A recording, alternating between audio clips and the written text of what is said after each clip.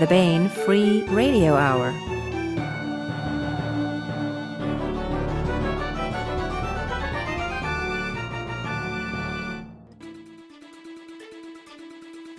On this week's podcast, a wandering warrior signs on as security for a trade caravan and finds himself fighting to rescue a princess from enslavement in an underground kingdom. Plus, part 41 of our complete audiobook serialization of Larry Correia's Hard Magic. Let's get started. Welcome to the Bain Free Radio Hour podcast. Glad you're listening. I'm Bain Books contributing editor Gray Reinhardt, sitting in for editor Tony Daniel. Author John F. Merz joins us this week to discuss his brand new Bain novel, Slavers of the Savage Catacombs. This is John's second novel with Bain and continues the Shadow Warrior series he started in The Undead Hordes of Khan Ghul. John's novel features an itinerant hero and plenty of realistic martial arts action. We will also continue our complete audiobook serialization of Larry Correia's Hard Magic, read by Bronson Pinchot. But first, the news.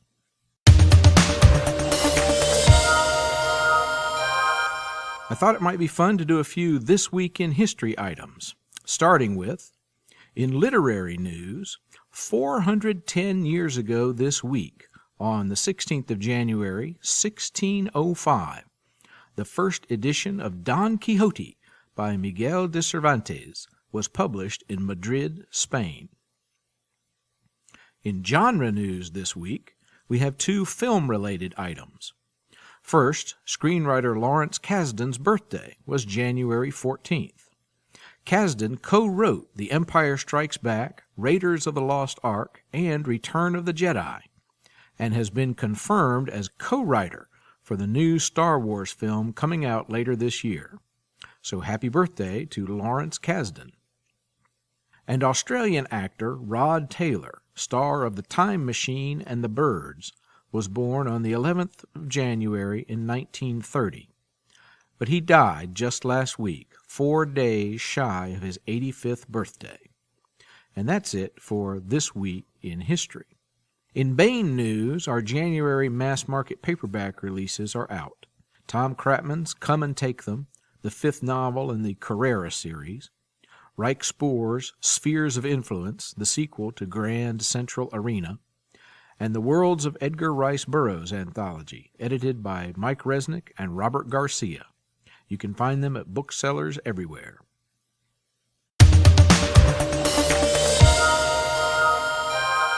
Today we have John F. Merz with us, and John is the author of 30 novels, 2 of which comprise the Shadow Warrior series here with Bain Books. John is an Air Force veteran, a private security consultant, and a longtime student of the martial arts. In 2003, he became only the 1,800th person in the world to undergo and pass the 5th degree black belt test in the Bujinkan ninjutsu tradition. John has a deep love for Asian culture and holds a degree in Japanese and East Asian studies. And this, combined with his martial arts training, permeate his new novel, Slavers of the Savage Catacombs, which is out this month from Bain. John, thanks for being with us here today. Oh, thanks so much for having me, Gray. I'm really excited to be here.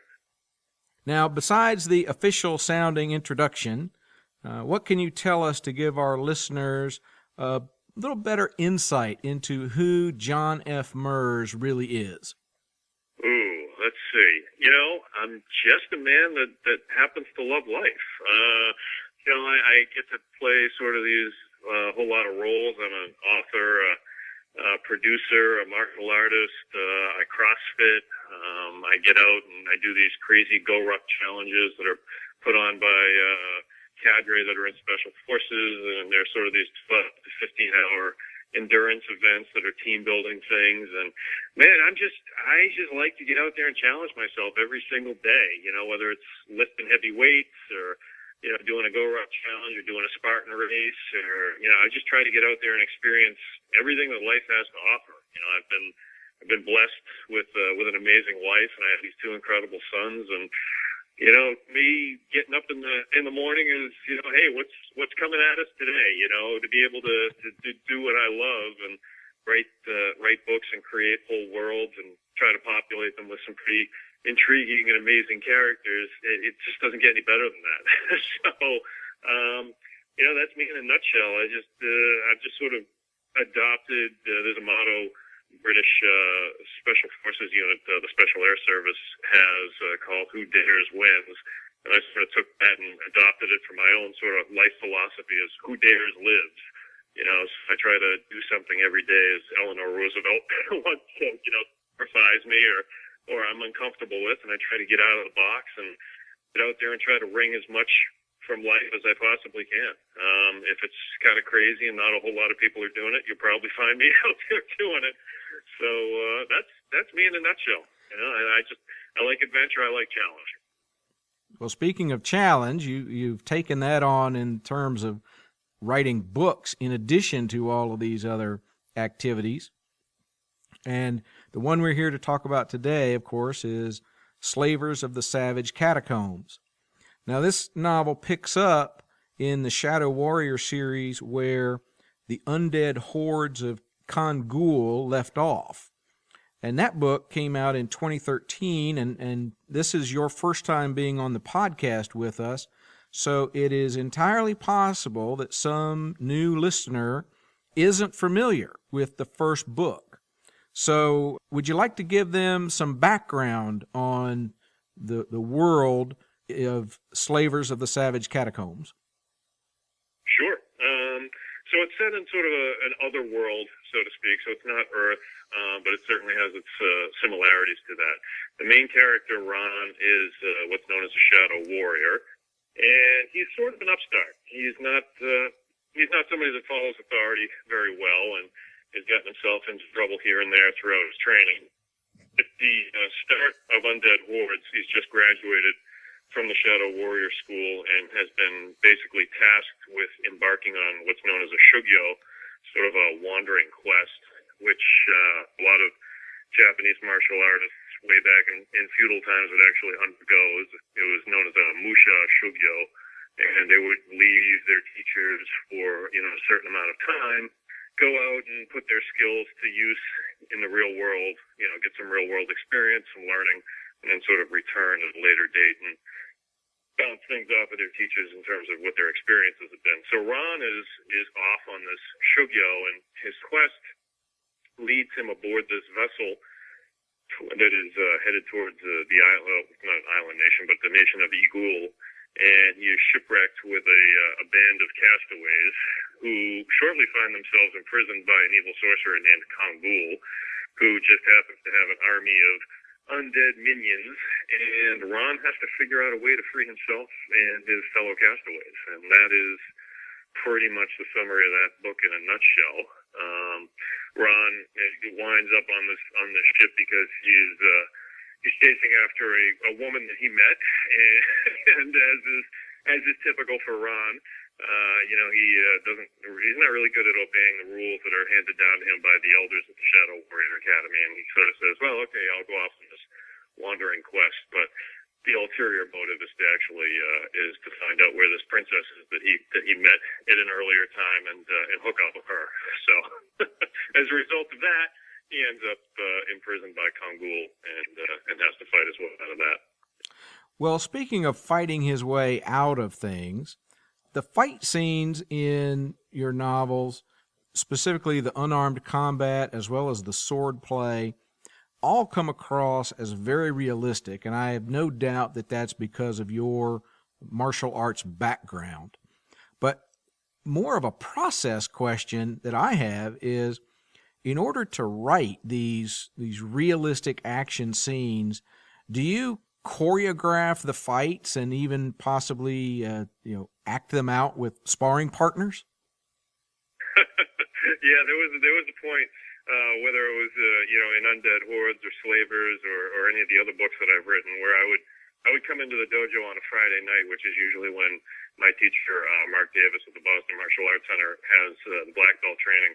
And I would sort of unknowingly ask a few people to, if you had this and maybe you had this sword here and came at me this way, and I would sort of try out some stuff on that and choreograph and see how they responded to it. And yeah, there was definitely some choreography going on. And in fact, it got to the point where, I would come in on a Friday night and people would say, okay, so, what book is this for?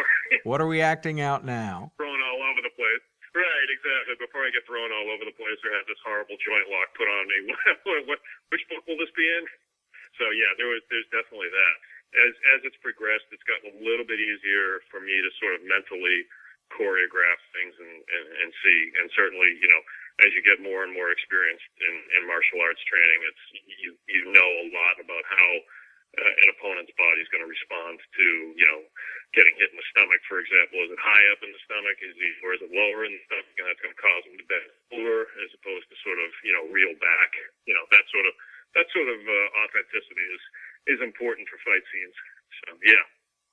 And it comes across very, very well. One of the things that I wondered about, too, is it's pretty obvious that your shadow warriors and the martial arts system that you describe in the book is based on your own studies and the ninja tradition that most of us at least know the name and maybe know a little bit about. But I noticed that you never use the word ninja. And I didn't know if you had a particular reason for that, or is it just because this is, like you said, an alternate world, another world? Yeah, that was something that my editor Jim Mintz and I had discussed. And, both of us felt that since this was going to be, an other world sort of setting, that maybe it would be a good idea to stay away from that term. Because there's also sort of an interesting side note to that in terms of, what you were saying. Most people are familiar with the term ninja, and it sort of automatically conjures up this image of a Hollywood movie and the guys dressed all in black, doing all these sort of crazy Hollywood antics. Real ninjutsu, is not like that necessarily at all. And, in fact, they were sort of the feudal spies and special operators of Japan. And there's a lot more to it than that. So the terminology I came up with instead of ninja is I use the term shinobujin, which is almost an amalgamation of two words from Japanese, and shinobu, which literally means to steal in, is actually where the term ninja comes from. It's another way to sort of read that character when it's combined with another character. And then the bujin actually means divine warrior, and the ninjutsu lineage that I study is the Bujinkan organization of Masaki Hatsumi. So I simply sort of combine those two for the official term that we use for ninja in the book. But yeah, they're pretty much indistinguishable in terms of, why don't we use ninja instead of, shinobujin? It was just sort of a way to sort of separate that other world setting from the real world. Well, it comes across very cleanly to me, and you have created these characters who seem very realistic and who have high ideals, even though, as you said, Ron has a tendency at times to go his own way, more so than perhaps his teachers might have liked. There's one part of the novel where they're getting ready for a battle, and one of Ron's companions tells him, any warrior worth their weight is always ready to die. And that character goes on and acknowledges that, even though they may not want to die, they need to be prepared for it. And he says, if we weren't, the gods would have chosen another life for us to lead. We're here for a reason, and if we die in the course of that, so be it. There can be no arguing with one's destiny. But in contrast to that, Ron says, no, he says he chooses his own destiny. And then he later recalls other lessons that his teachers taught him, and says, we have to be ready for whatever comes our way. And my question is, without going too deep into it and revealing too much of what happens, is this giving us some insight into what we might call the John F. Merz philosophy of life? Well, I'm not sure I'm going to be writing a self-help book anytime soon or anything like that. I'm not even sure I could encapsulate my life philosophy. Ron is, as I said, he's an upstart, so he likes to think, as a lot of people do, as we even do, that we have a certain amount of control.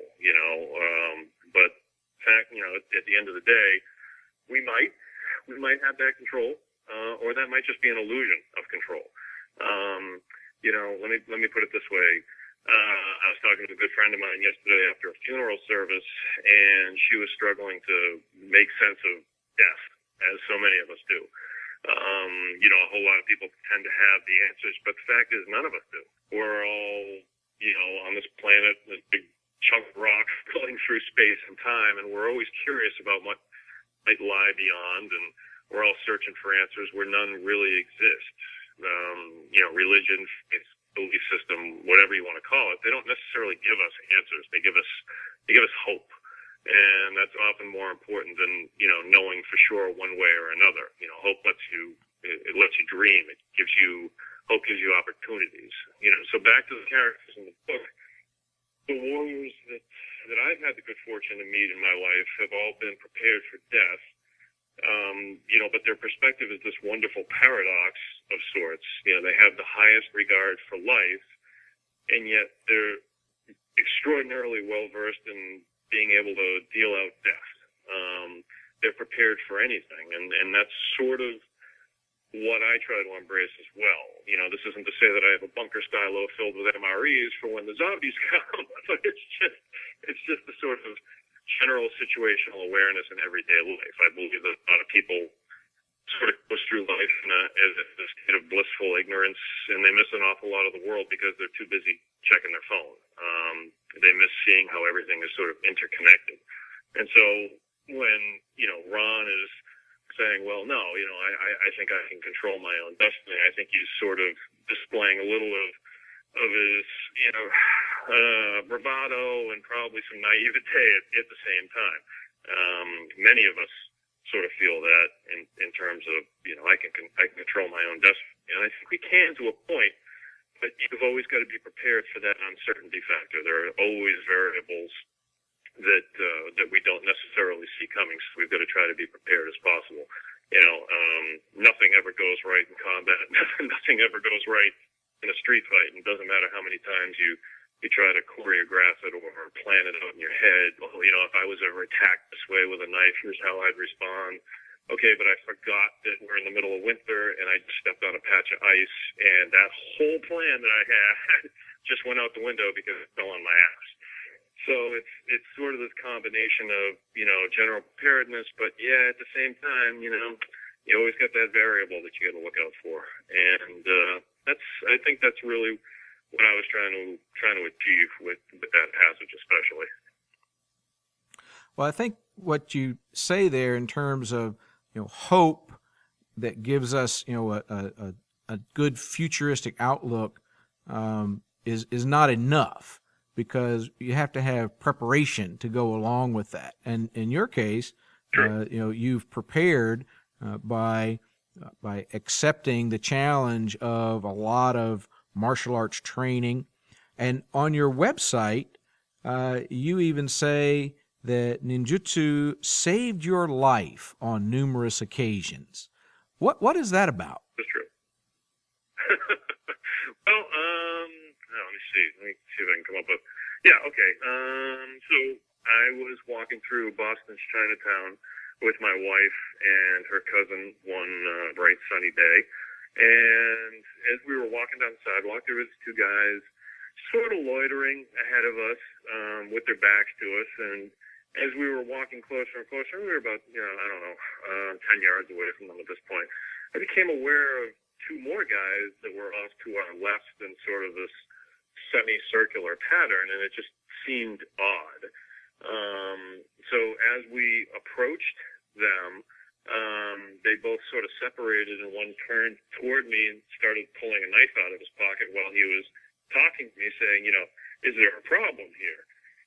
And rather than, jump back and strike a pose and do all this crazy stuff, I simply sort of guided the arm that had the knife away from me and my wife and her cousin, while I said, nope, there's no problem here. We just kind of kept moving through this danger zone before it could have closed in on us. And there was no ego. I didn't let my ego, fortunately, that day get involved in it. Otherwise, it could have turned a lot deadlier. But it's sort of, if I hadn't studied ninjutsu and learned how to keep my ego in check and just sort of get through a very potentially deadly situation without a whole lot of, muss and fuss, then I definitely could have ended far differently. And it was just a matter of just doing a quick, easy move, that was almost strange to the attacker himself, and just it allowed us to get those precious few seconds where we could move further down the sidewalk and then just get the hell out of there. So, that's one instance. It was, just a simple non-threatening response to, a potentially deadly situation. We went home safe and sound, and that's what it's all about. I imagine that part of the training that kicked in at that time also was simply the ability to be completely aware of your surroundings and the situation, and to see a mode of escape that perhaps someone who had not had training would be blind to because of whatever emotion was flooding them at that moment. Absolutely. Yeah, not to say that there was an emotion immediately after the event. We got back to the car and we all sort of sat there and just took a deep breath. I mean, any combat veteran will tell you that the butterflies never go away. You're always scared. It always feels like you're being kicked, where the sun don't shine.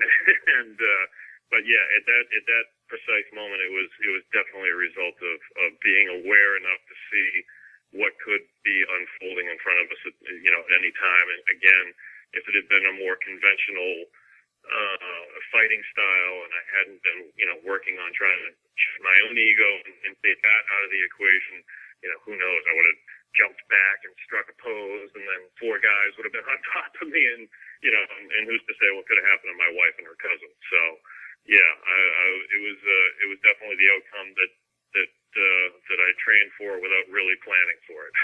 So yeah.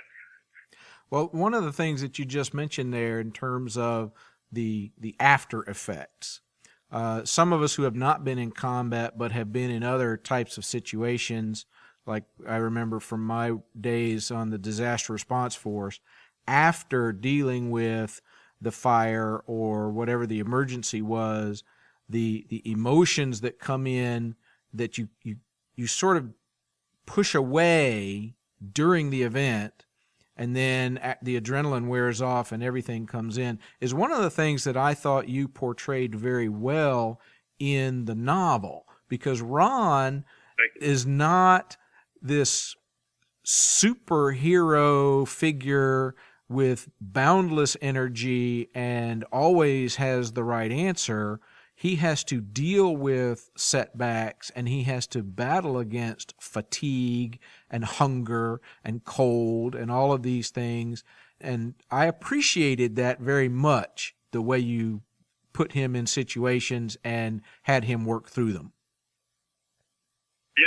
Yeah, it's one of the things that I guess if you had to say I was known for something in my books, that's you've hit it right on the head there. I mean, I get a lot of fan mail from operators and police officers and first responders who genuinely, appreciate, whether it's a fight scene or just an adrenaline action scene, appreciate that, because it rings true to them. They've lived that. They know exactly what that feels like. You know exactly what that feels like. So that's why that really felt like, yeah, okay, I got this, and I've read other action novels before where it's not even a factor in there, and unfortunately, or fortunately for the author, it's because they haven't experienced it. So they can only put in, perhaps what they've experienced or what they've researched. But for those of us that have that have been in those situations and felt like stuff was coming out of every orifice that you had, so I always try to make sure that that's in there, because I want that to be something that people understand about it, that there are no superheroes, that everybody has to adapt and overcome these challenges. There's no easy way to do it. You just do it. So. Well, and I appreciate that very much in your book. Speaking of experience versus research, I have a couple quick questions along those lines. One, sure. I thought that the descriptions, your scene setting, were all very realistic and matched sort of the picture in my head of some places I had been and others that I have seen in movies and that kind of thing. But specifically, the hiking that they had to do to get to where the bandits were, and then the sights and the sounds of the city where Ron finds himself early in the novel were all seemed very, very realistic. And so I wondered, have you traveled a lot in Asia, and has that had an impact on your writing? Oh, absolutely. Yeah, I have done a bit of travel in Asia, Japan, and the Philippines especially. I don't go a whole bundle on doing pages and pages of descriptions, because, frankly, when I read that in a book, it kind of bores me to tears. I'm much more like, okay, I get it. He's in a city. Let's get to the action. That's the kind of reader that I am, just personally. So when I write, I try to pick out a few key items that will really give the reader a good image. I guess you could say I'm a little bit more economical with descriptives, but the ones I use, I hope they do sort of double or triple the work. So, well, that's what I noticed. I noticed that you don't, go into great depth and at great length, but you have very specific, salient details that made me feel as if I could imagine the place that you were describing. Oh, great. Awesome. I'm glad you did. I've got some precious memories from my travels. My wife and I went to this, resort in the Philippines that really I thought it was Eden on earth. But, in order to get there, we had to take the twin turboprop plane, and we landed in literally just a stretch of mud in the middle of the jungle with a windsock and basically a lean-to. And then we had to transfer to this riverboat that then transferred us to a bigger boat out on the ocean. So memories like that are sort of what I draw upon when it comes to describing these things. It was literally like out of a blues video back in the 80s with Glenn Frey sort of thing going on. And I try to draw on that as much as possible, as opposed to just sort of pretending that I don't know what I'm talking about. So what's next for Ron? Do we have more Shadow Warrior novels in the pipeline? Oh, definitely. After at the end of Slavers, Ron, he's still got a job to do. He's still got to investigate these rumors of an invasion coming from the north. So, giving away at the end of Slavers, he finds himself in an ancient temple, and unfortunately for him, it is filled with all sorts of supernatural craziness. And it's the middle of winter, and it's freezing outside. So he's got no choice to take refuge in this temple, and he gets caught up in all these, let's just call them shenanigans. Shenanigans, absolutely. But I'm having a lot of fun with it. It should be out next year. I grew up sort of in the heyday of playing Dungeons and Dragons, and so I draw a lot on that for this book, and it's a blast. I'm having a great time with it. Well, that sounds like it'll be fun. Supernatural craziness and shenanigans. Yeah, I can't forget the shenanigans. But beyond that, Jim and I have talked about another trilogy of books in the Shadow Shadow Warrior series. Ron's got a lot of stuff to do. He just doesn't realize he's going to do it yet. Okay. Now, how about you? What do you have to do? Do you have any appearances coming up that you'd like to tell people about? Or how can folks keep up with John F. Merz? Well, best way is to go on up to my website, John F. Merz, JONFMERZ.net, and sign up for my Who Dares Lives newsletter. It's totally free. And, you read my blog, pick up the books, chime in over on Facebook at John F. Merz Fans, and say hello. I treasure my fans. Without my fans, I wouldn't have a job. So I think the world of them. And I do a lot of crazy giveaways throughout the year, so those are always fun. But as far as appearances go, nothing lined up just yet. I've got some guest blog entries coming up at a few places, but those will be posted over on my website. And just please go on up and pick up on Dead Hordes and Flavors of the Savage Catacombs and get lost with Ron in a pretty fun setting. And hopefully they all enjoyed it. Sounds great. Well, thank you very much for joining us, John, and best of luck with the supernatural craziness and shenanigans. Thanks, Gray. I appreciate it.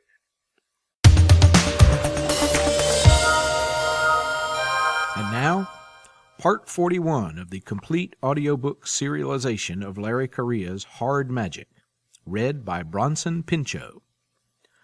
This portion of Hard Magic is provided by Audible.com. Get the complete audiobook at Audible.com now, unless you're listening to this podcast while you're driving, in which case, get it at some point in the future. If you're not already an Audible subscriber, you can get the entire audiobook free when you try Audible free for 30 days. Or you can choose from more than 100,000 other titles. Though, why would you want to do that? We're talking about Hard Magic, and if you're just joining us, it's the 1930s in America, but it's a quite different America than our history books describe. In the 1860s, magical abilities manifested in a small number of people from all walks of life, and each generation since has seen more and more people develop magical talents. These people are called actives, and most actives use their powers for good, but not all of them. Jake Sullivan is an active known as a heavy because he can control the force of gravity, and he is very, very good at it. He's a former soldier, an ex-convict, and now a private eye who was recruited into a secret organization of actives.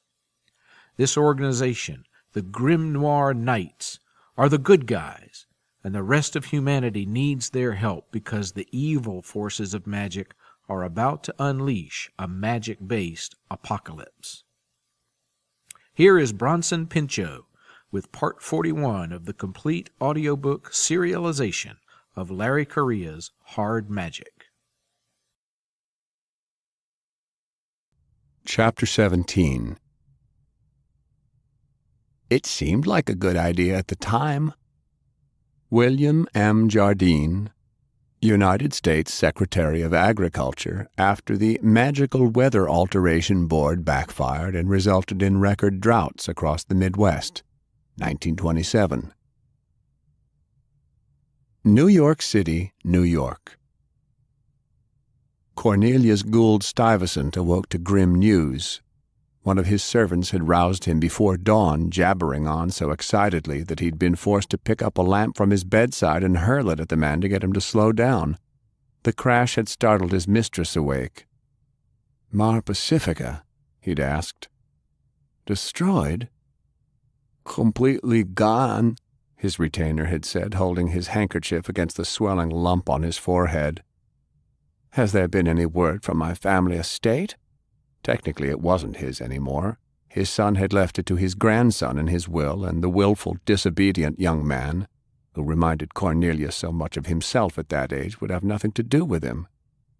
"No, the whole area was burned instantly. They say there are hundreds dead."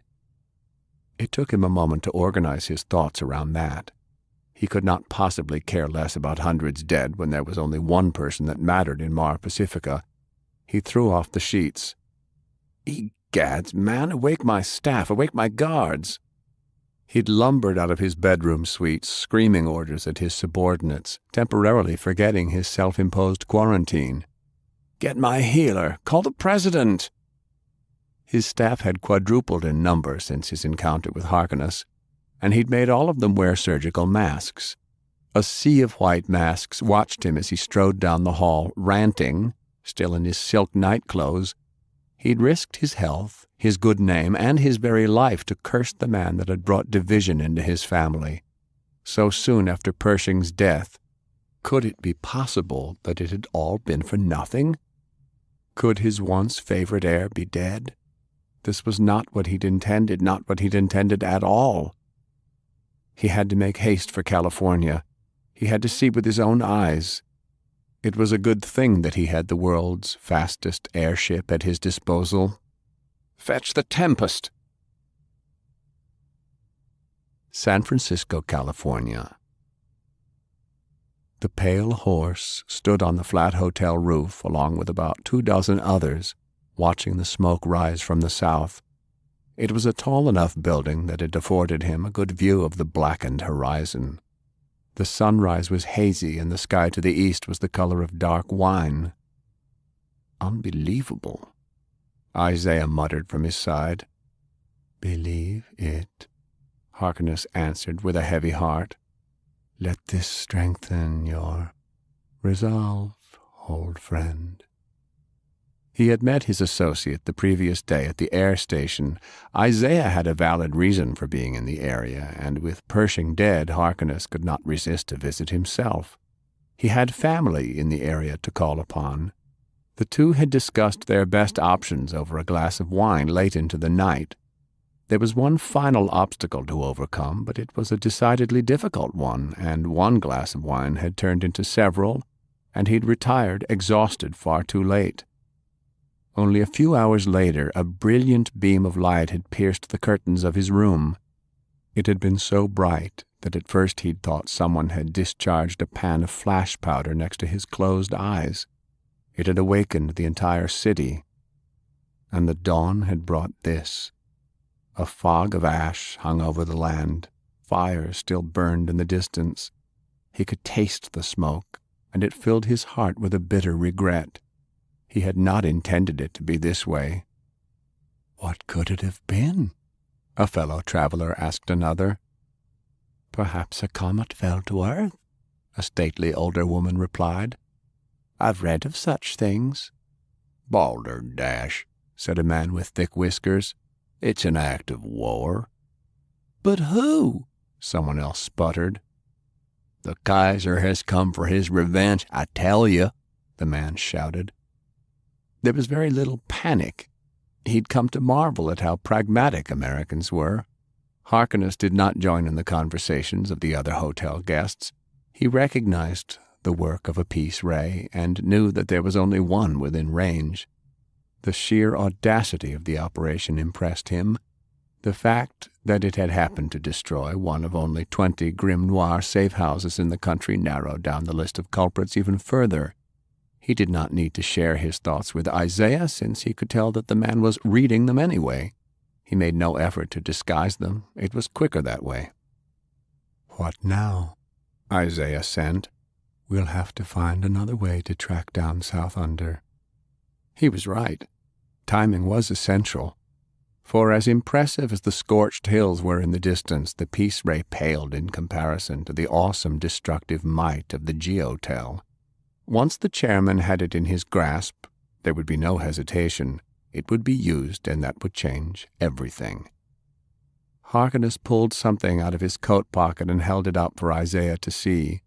The gold and black ring appeared dull in the red light. There is one way. South Under is too suspicious. That's why Pershing picked him. The Pale Horse nodded. South Under was a sly one, but he was also loyal to a fault. He'd had a falling out with the society, but he had a problem with their leadership, not their mission. He would always be faithful to that. He will answer the call. It's too risky. Isaiah shook his head. Spook him and we'll never find it. If that is the worst that happens, then we just have to wait for the chairman's cogs to reverse engineer the final piece. Isaiah gave a sardonic laugh. A few other guests scowled at him, and someone muttered something about impertinent Negroes. He paid them no mind. He'd endured far worse in his life. I'd prefer not to die of old age in the time it'll take Unit 731 to decipher the genius of the greatest cog that's ever lived. Tesla may have been crazy, but that man sure could build some mighty things. Why are you suddenly so rash? It isn't like you. You are normally the patient one. Wait, Isaiah said aloud, reading deeper. You lost someone out there? Why didn't you say so? He clenched the grimoire ring in his bony fist. It was a small sacrifice to pay for our duty. It's a shame when you outlive your own descendants. I'm sorry. Harkness frowned. Damn you and your pity. Let's finish the mission. Call for Southunder. He will come.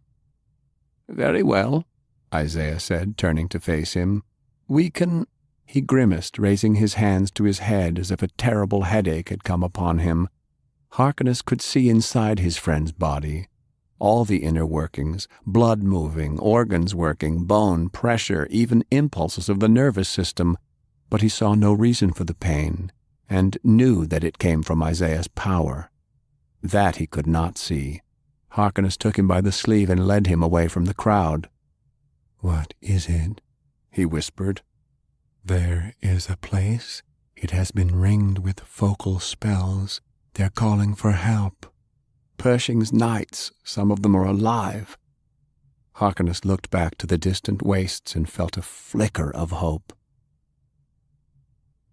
Mar Pacifica, California.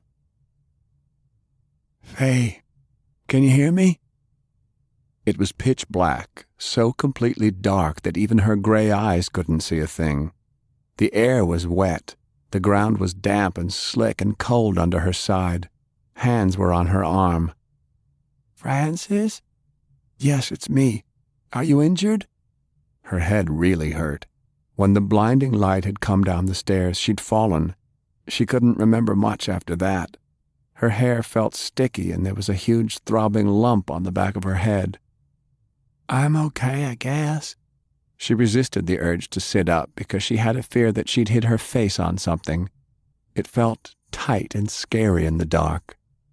She checked her brain map and recoiled in shock. Other than a few separated spaces of air and salt water, everything else around them was solid rock as far as she could feel. The tunnel had collapsed behind them. They were in a tiny cave. Waves crashed right below. She backed out of her head, brought her knees up to her chest, and held them there as she rocked back and forth. She didn't like being somewhere she couldn't travel out of. There was a rustle in the dark as something heavy crawled toward her and Francis. "How's the kid?" Lance asked. Francis sounded relieved. "I'm glad you're awake, Lance." Hearing his gruff voice made her feel better. The last she'd seen of Lance, he'd been falling from the ceiling. "Fine," Faye answered. "What happened?" "Hell if I know," he grunted. "I'm in bad shape. Feel like I went 20 rounds with Jack Johnson." "Status, Francis?" "Browning is the worst.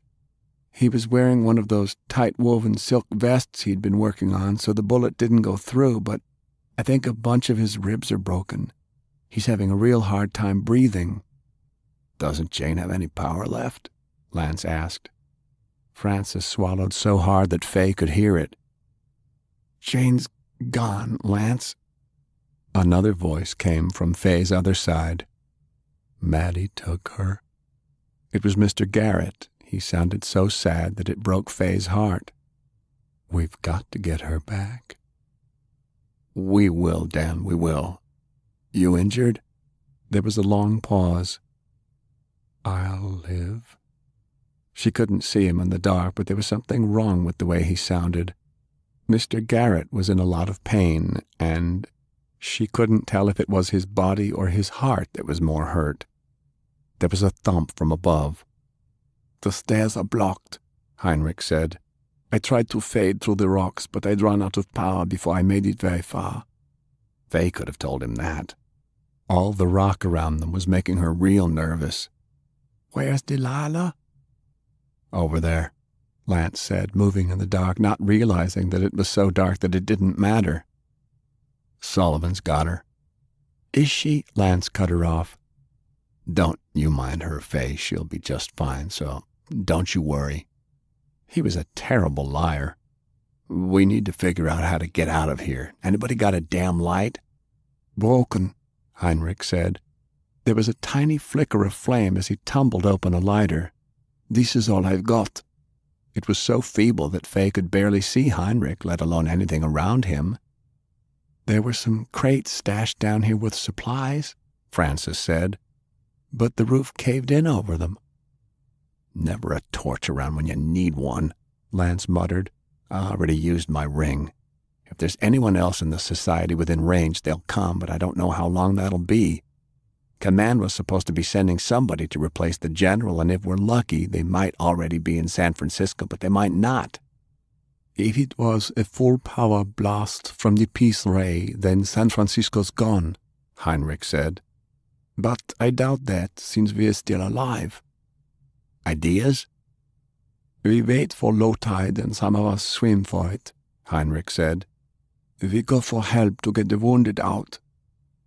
"I don't think Browning's got that long," Francis said. "The water's still high. I can swim for it now. I'm a strong swimmer." "And you'll drown or get smashed on a rock," Lance said. "No." "What is this place?" Faye asked. "It's been here forever. Everyone from pirates to bootleggers has used it over the years," Francis said. "My father had Mexican booze brought in this way and sold it in the city. It wasn't like we needed the money, but I think he just liked the excitement. When the tide goes out, you can bring a little boat right to the rocks outside and wade up here." "I can make it now, Lance," he pleaded. "It's only partially submersed. There are plenty of spots to come up for air. I used to play down here as a kid." Faye went back to her head map. The way out to the ocean was filled with crashing water. There were no spots to come up for air.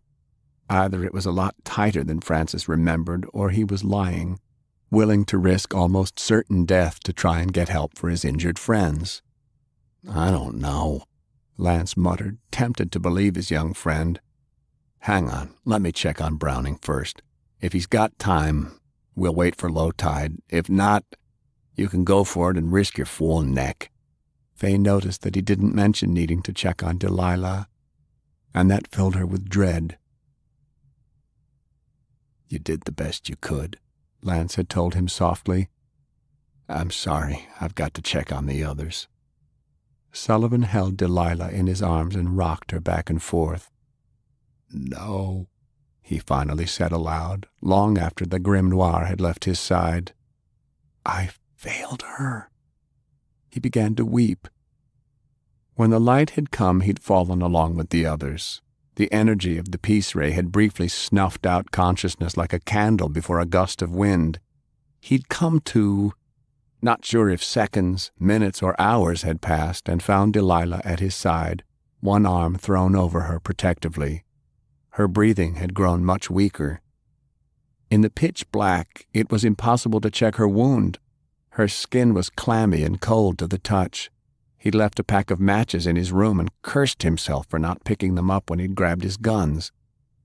The grim noir had begun to stir, and he'd screamed for help, for a light, for anything.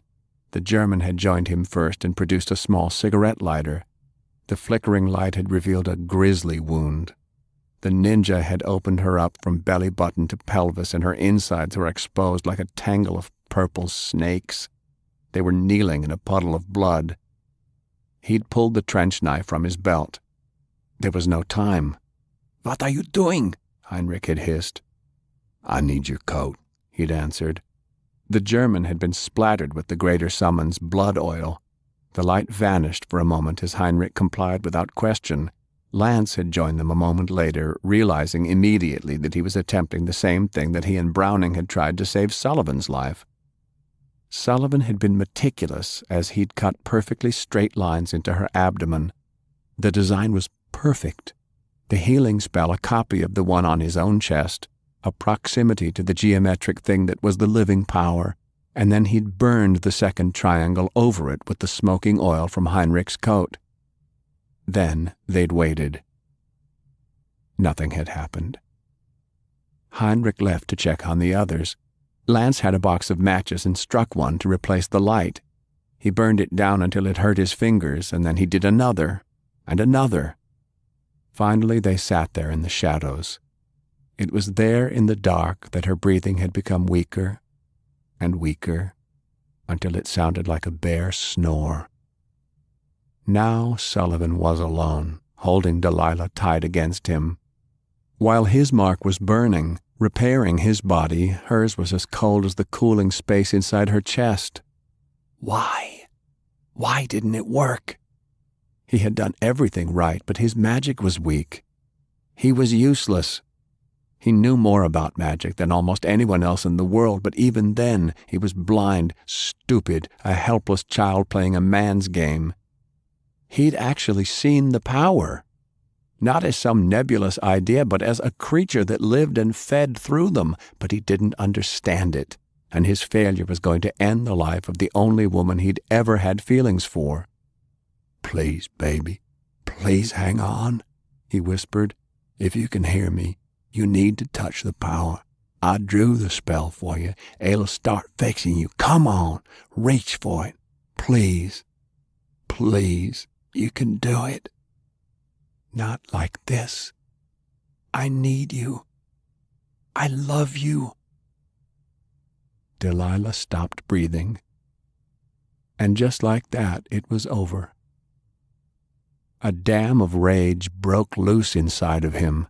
Sullivan lifted his face and screamed at the darkness. The sound that came out of Mr. Sullivan was so terrible that Fay cringed, half expecting the rest of the cave to collapse around them, and she knew that Delilah was gone. His voice finally broke after what seemed like forever. The sound tapered off to a hoarse wheeze, and then nothing. Delilah had always liked the sunshine so much. It didn't seem fair to die in the dark, in a wet hole far underground. She crawled toward Mr. Sullivan, but a hand fell on her shoulder. "Leave him be, Fay," Lance said gently. "You lied. You said she'd be fine," Fay shouted. "Yes, I did," he responded sadly. "What about Mr. Browning? Is he going to be fine, too? And what's wrong with Mr. Garrett? Is he going to live like you said Delilah would?" Lance sighed. "Quiet down, girl. You want the truth. John hasn't long unless we get him to a healer or a real hospital. Dan's hurt bad, but I don't think the bullet that went through him is the worst of it. You go over there to Sullivan and he'll take your head off right now." "How do you know that?" she spat. "Because I've been where he is before, is why. That burned house where we met, that was my house, Fay. The last time the Imperium found us, I lost my wife and I lost my baby daughter." She thought back to the charred timbers and the feeling of sadness in those ruins. "I didn't know."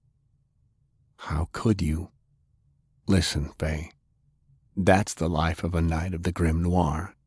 It's pain and loss and suffering, but we keep on going no matter what. Your grandpa understood that. We're a dying breed. There's fewer of us every day, and nobody in control seems to care. And there's going to be even fewer if we don't get John and Dan some help soon." She could hear Mr. Sullivan sobbing, and it seemed extra sad to hear somebody that strong break. "What are you going to do?" she asked. "Francis seems to think he can make it. If he goes now, he could maybe get a boat back here by the time the water goes down and we can get everyone out. Or I can send a young man to drown in a futile gesture to save an old man's life. John's got a few hours in him, but that's it. I hate being in charge, but I'm the senior man, so I get to make that call." "Don't kill Francis. He's nice." "Can't you get a bird or a fish or something?" "Too much rock. My power can't see through it." "Mine either," Fay muttered. I could travel up top in seconds. It isn't that far, but farther than I can feel, so I'd probably die. If only I was like Heinrich and could walk through walls, then I wouldn't have to worry about getting stuck." Lance said. "That gives me an idea. Heinrich." He crouched next to them a second later. "Yeah, what do you need?" "Can you fade with another person? I mean, can you take another body through solid objects with you?" He was quiet for a moment. "I have done this before. It is very draining.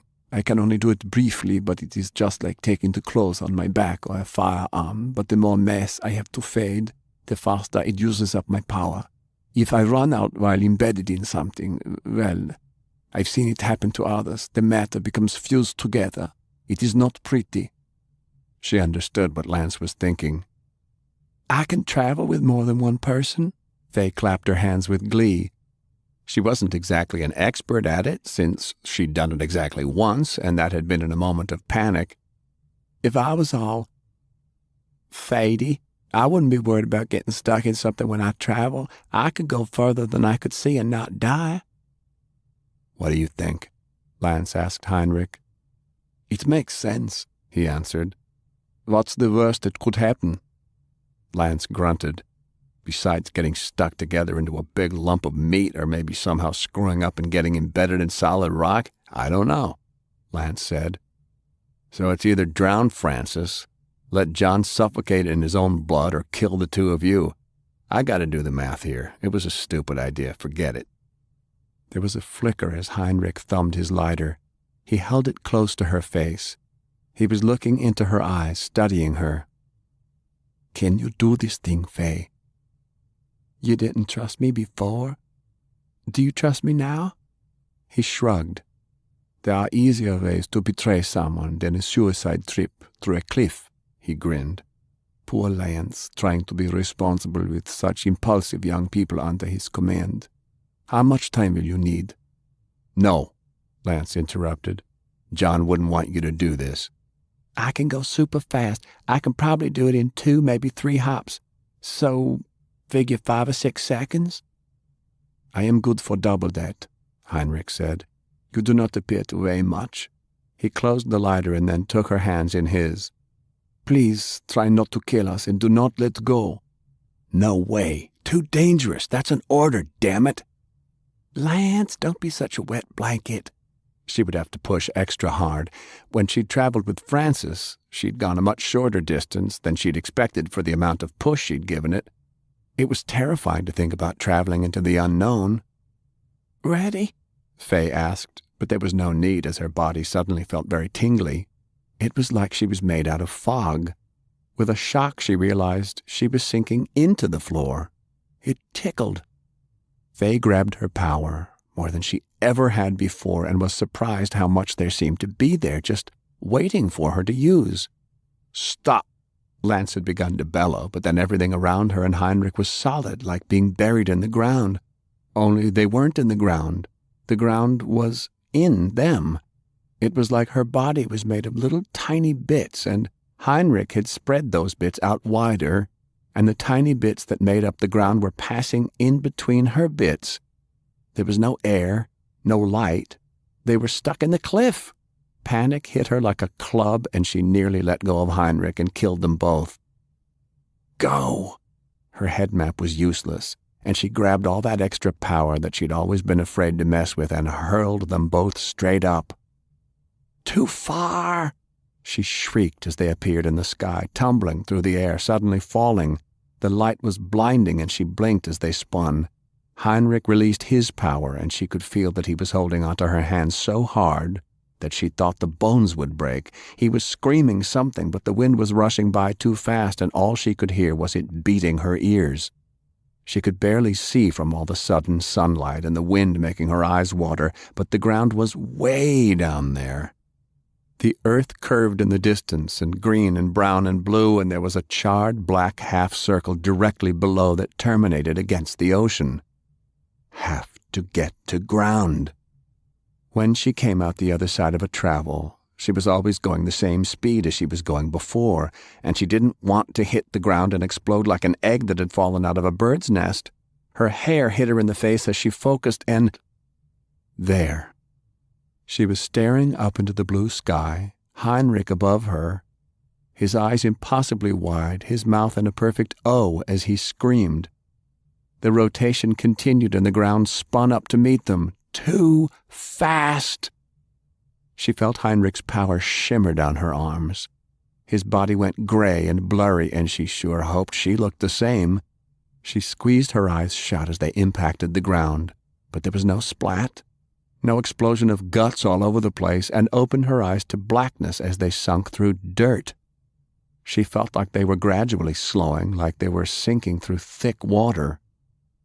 The head map didn't let her down this time. Clear. They were right beneath the surface, descending gradually, and she traveled just as Heinrich's power gave out. They flopped into a pile of hot ash and crackling branches. The map showed that the world immediately around them had been scoured clean of life. Tree trunks were laid sideways, all of them cleanly pushed down by a single wave. Fires were still burning on the hillsides. Everything was black and nearly as scary as the place with the big magic jellyfish. Heinrich groaned as he gradually let go of her hands. "Never, never, ever, never again will I do anything like that ever again," he said, sitting up, coughing as he inhaled a lungful of smoke. "Never!" He made it to his feet, managing a few steps before stumbling off balance and landing on his butt in a puff of soot. "Never!" In the middle of the wasteland, Faye began to giggle.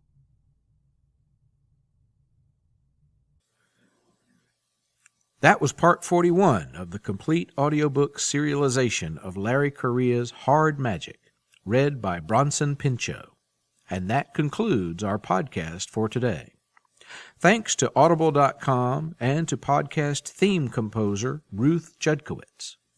Thanks to John F. Merz, author of Slavers of the Savage Catacombs, new this month from Baen Books and available at booksellers everywhere.